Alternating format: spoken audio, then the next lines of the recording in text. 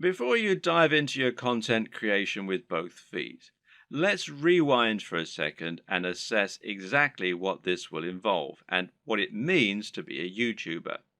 How does one go about making money on YouTube, and how much can you expect to make?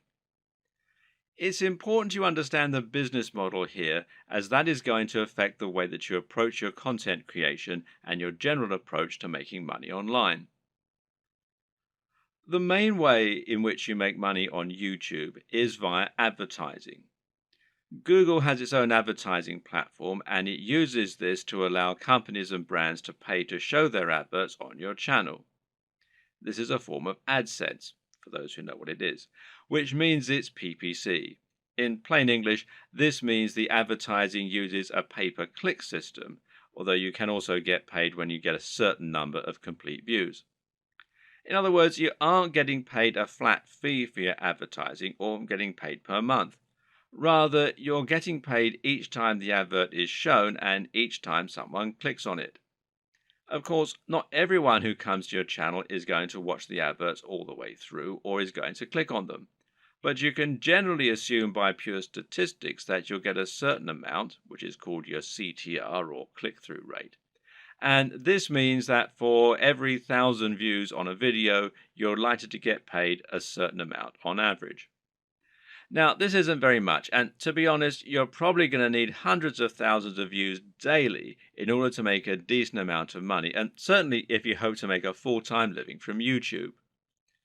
But it can be done, and you can get there, if you're willing to not only work hard, but also work smart. Advertising is just one option, however, and there are actually many more ways you can monetize YouTube if you want to. One great example is just to promote a product of your own and sell that. If you can create an ebook, a clothing line, or anything else, you can promote that using your channel and drive sales. And this will work very well if you can focus on that value proposition and promoting the lifestyle as we've discussed earlier. Don't have a product? Well, no problem. You can promote products other creators have made and earn a commission on the sales. This is called affiliate marketing, and it pairs particularly well with YouTube, seeing as you can be very persuasive when people actually get to see you talking about the product in person, and you can even demonstrate it right on the screen. And finally, you can try and get sponsorship deals. Now, this works very well if you're in a visual medium like fitness, where it's common to get sponsorship from clothes manufacturers, supplement producers, and even companies that make training equipment. You can then demonstrate the products that you're promoting in your videos, and that way you can get a lot of exposure for them. Often these companies will pay per video, while in other cases they might pay a monthly fee, which is up to you to work out with them. Consider these factors and the type of monetization strategy you intend to use at the time that you create your channel idea. Different subjects will make it easier or harder to find sponsors, and generally, a bit of pre-planning can go an awfully long way. The best way to make money on YouTube and become a massive YouTube celebrity is to actually get out in front of the camera and speak to your audience in person. You want them to get to know you, and you want to put your personality across in your videos. This will help to make you considerably more persuasive while simultaneously giving you many more options in terms of what you can create. And if you're going to do that, there's some crucial equipment and software you're going to need to invest in. This can be somewhat expensive, but if all goes to plan, it will pay for itself over time and it will be money well spent. Just as a note here, if you're not comfortable going in front of the camera, you can still be very successful with a YouTube channel, and this will reduce what you need to invest in. We'll discuss these alternative options in subsequent videos, so you can skip most of this one for now if that's your intention. Let's look at some of the hardware you'll need. Of course, the most basic hardware you're going to need is a camera. And this is what you'll use to capture your footage, and that means the quality of the camera is going to directly influence the quality of your videos. There are numerous factors to consider in this case. One is the resolution, and here you'll need at least 1080 pixels. For now, most people still do not have a 4K display, meaning that you don't need a 4K camera, and 4K creates very large video files which are hard to move around and edit. But if you want to offer the utmost crispness and also future-proof your setup, then choosing 4K is a great option. Another option is your frame rate. Now, this will generally be either 30 frames per second or 60 frames per second. Once again, 60 frames per second is an optional advantage which will make your footage that much more attractive and give it an almost too real sense of fluidity. It's entirely up to you if you want to push for this very highest level of quality, but some discerning viewers will certainly appreciate it if you do. Some features to look out for include an optical zoom if you're planning on filming outdoors, and this lets you zoom in with no loss of quality, and options to alter the aperture, etc. Good autofocus is very important if you'll be moving around a lot in front of the camera, while being able to use macros to blur out the background is also a nice option. But what's more important really are the practical considerations for your camera. Having a mic jack, for example, is a very good idea because it will give you the ability to improve your sound quality. Likewise, a wide-angle lens is a very good idea if you're going to be moving around a lot and capturing dynamic footage. Something that you should also absolutely consider a requirement is a screen that can be rotated to face forward. This will allow you to make sure that you're in the shot before you start vlogging. And of course, there's no reason you can't do all this using multiple cameras. Many people will use both a GoPro for capturing more action-packed dynamic footage and then a regular camera for their vlogging.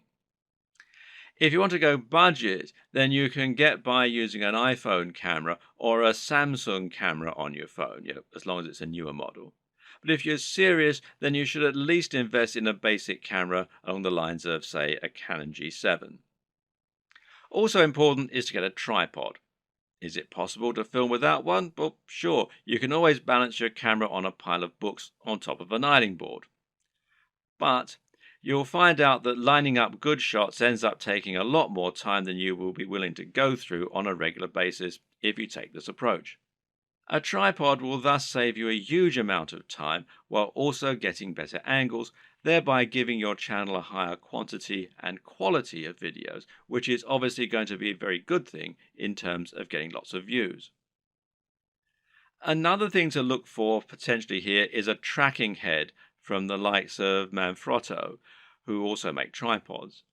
This will allow you to attach your camera on top of your tripod and then let you perform panning shots and slow zooms.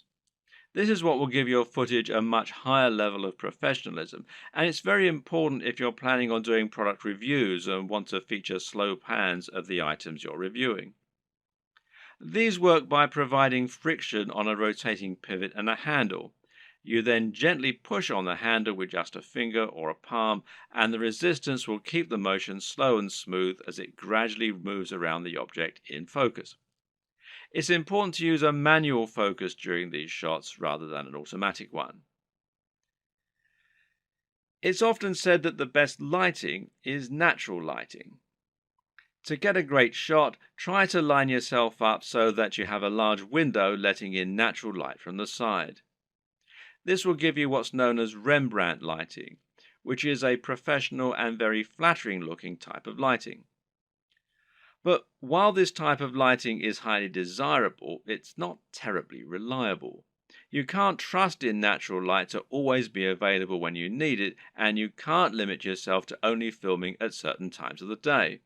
So you need to make sure you have a way to set up the perfect lighting when you need it. How are you going to do that?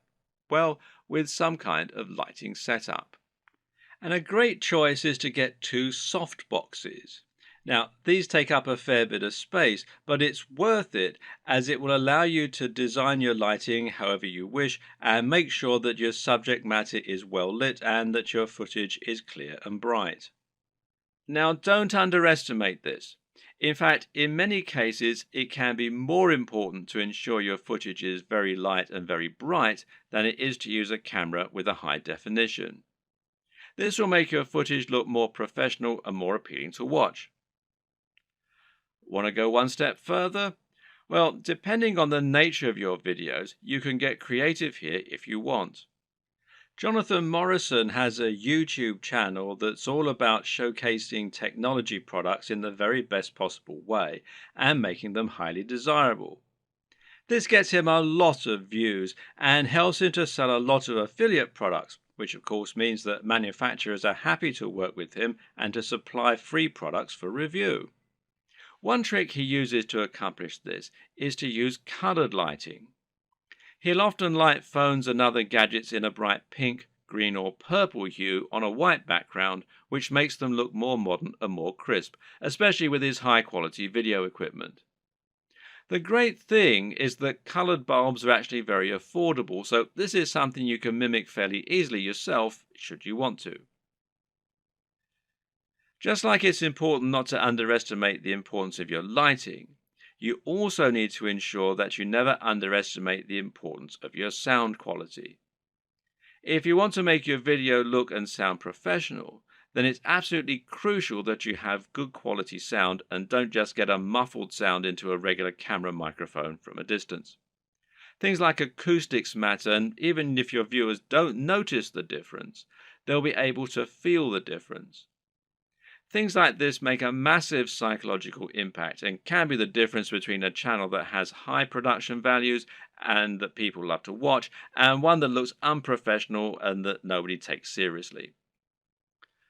Fortunately, sound is a relatively easy thing to get right, and the best way to do this is with a basic external microphone. You can get a lapel mic, also known as a lavalier mic, easily enough, and then attach it to your phone or camera to record your audio at the same time. Better yet, find a high quality microphone that you can plug directly into your camera's mic jack. The Blue Yeti Snowball microphone is one of the most popular choices among YouTubers right now, and it is a very affordable option that will provide a crisp and clear sound quality very easily. As well as hardware, you'll also need to invest in some basic software and other intangibles. The most obvious thing here is your editing software, which you're going to use to take your footage and turn it into something that has a narrative structure and that's actually fun to watch. There are plenty of options here, which include Sony Vegas, Final Cut Pro X, iMovie, and Adobe Premiere with After Effects. Your choice will depend on personal preference, budget, and your computer. But either way, you will need a professional editing suite in order to make your videos look the part. This is what you'll use to cut and stitch together your footage, and it's what you'll use to add things like music and logos. There are numerous graphics you'll also want to add to your videos. For example, you'll probably find you need some kind of logo to overlay on top of your videos if you want to build a brand. This is important as it will help to ensure people know who you are and that your videos and content are from the same creator. A good logo should be coupled with a good name, and ideally, the two together should be enough to communicate everything new viewers need to know about your brand. If you get this just right, then people should be able to tell from those things alone whether they'd be interested in your channel and potentially subscribe with no further information. Other graphics will also come in handy. For example, you might want to use bottom thirds, which you will overlay on top of your video as a way to annotate what's happening on the screen. Then you might want to find some stock images that you can use to illustrate points that you're making or that you can use in conjunction with your recorded footage. On top of this, you'll need to look into video and sound for your videos. One important thing here is a video opener, which is a short clip that will play at the start of your videos and help you to further cement your brand while indicating that the video has started.